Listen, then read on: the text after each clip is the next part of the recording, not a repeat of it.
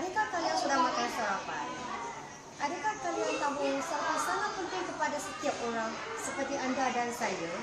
Hari ini saya ingin berbincang sedikit tentang kepentingan sarapan. Sarapan sangat penting kerana ia adalah punca tenaga kita memulakan kerja sepanjang hari. Ada kajian menunjukkan orang yang bersarapan mencapai kejayaan yang lebih cemerlang daripada orang yang tidak bersarapan. Oleh itu, sarapan adalah sangat penting. Makanan seperti nasi lemak, nasi goreng, mi goreng, ayam goreng, telur goreng, roti bakar dan sebagainya yang biasanya menjadi makanan sarapan kita adalah makanan yang berkarbohidrat tinggi. Makanan-makanan ini akan membebankan pankreas kita yang telah berehat sepanjang malam. Badan kita memerlukan 114 jenis nutrisi untuk masuk ke dalam tubuh selepas kita bangun dari tidur. Oleh itu, sarapan yang sihat dan kaya nutrisi adalah sangat penting bagi bahan bakar otak. Ini adalah salah satu punca kenapa ramai orang mengidap penyakit diabetes, tekanan darah tinggi dan kenaikan berat badan. Okey. Pola makan sarapan yang tidak sihat akan menyebabkan kita mendapat penyakit kronis. Ini satu rahsia hidup sihat. Jadi, sarapan mesti makan, jangan tidak bersarapan. Kalau kita tidak bersarapan, kadar gula di dalam darah kita akan berada di bawah kadar normal. Ini akan menyebabkan kita tidak berdaya ataupun pening kepala. Apabila keadaan ini berlaku, maka kita akan memakan banyak makanan karbohidrat tinggi tadi untuk menaikkan kadar gula secara mendadak. Hal ini akan menyebabkan badan kita melepaskan insulin yang cukup besar. Insulin ini akan mengambil kelebihan gula dalam darah dan mengubahnya menjadi lemak. Seterusnya menurunkan kadar gula dalam darah, tetapi meningkatkan keinginan kita untuk makan lebih. Lama-kelamaan, kita akan menjadi semakin gemuk.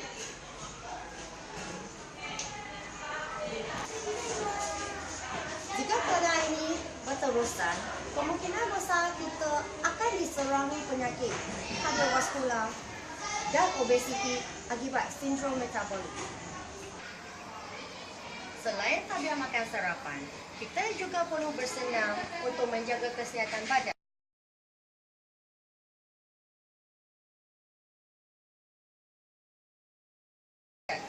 Bersenam bermaksud melakukan aktiviti fizikal atau riadah dalam jangka masa yang tertentu, bertujuan untuk meningkatkan tahap kecergasan dan kesihatan seseorang. Tanpa bersenam, seseorang mudah menjadi gemuk. Kegemukan ini akan menyebabkan penyakit obesiti. Ini dikatakan sejenis penyakit pada zaman kini kerana penimbunan tisu lemak di bawah kulit semakin tebal. Ketebalan tisu-tisu lemak ini akan mencederakan dan mengganggu organ lain, menyebabkan penghidap itu tertimbul penyakit yang serius seperti sakit jantung, tekanan darah tinggi, kencing manis, penyakit jantung dan sebagainya. Untuk melakukan senaman, kita tidak semestinya berjoging ataupun bermain bola pada setiap petang. Kita boleh melakukan senaman mengikut rentak dan kesibukan kita.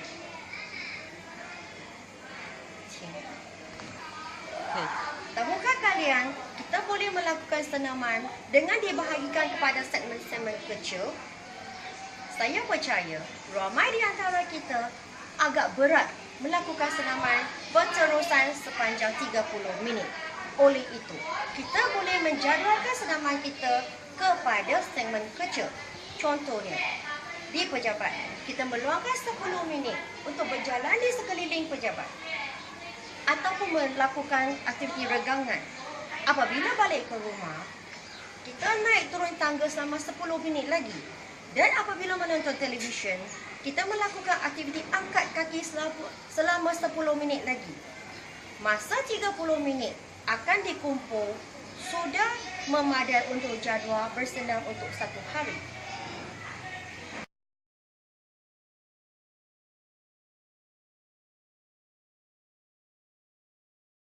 bersenam mesti berkekalan. Jangan kita melakukan senaman secara berputus-putus kerana keadaan ini tidak akan mendatangkan sebarang manfaat kepada kita, malah mensia-siakan masa kita sahaja. Oleh itu, untuk memperoleh badan yang sihat dan cergas, marilah kita menjadualkan senaman kita kepada segmen-segmen yang kecil yang sesuai dengan rentak hidup kita. Okey. Selain itu, kita juga boleh memperolehi badan yang langsing dan hati yang ceria setelah bersenam. Untuk memiliki badan yang langsing, kita mesti melakukan senaman. Melakukan senaman adalah sama penting dengan diet makanan seimbang.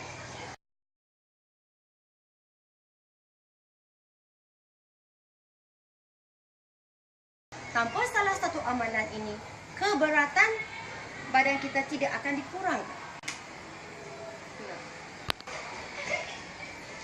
Seseorang tidak akan mengurangkan berat badan dengan tidak memakan ataupun makan tetapi tidak melakukan senaman. Berat badan kita akan bertambah melalui makanan yang kita ambil setiap diet. Jika makanan diet kita berlemak banyak, maka kita perlulah melakukan senaman yang lebih banyak untuk membakar lemak ini. Jadi, marilah kita jauhi lemak dan dekati senaman dan diet seimbang. Sekian, terima kasih.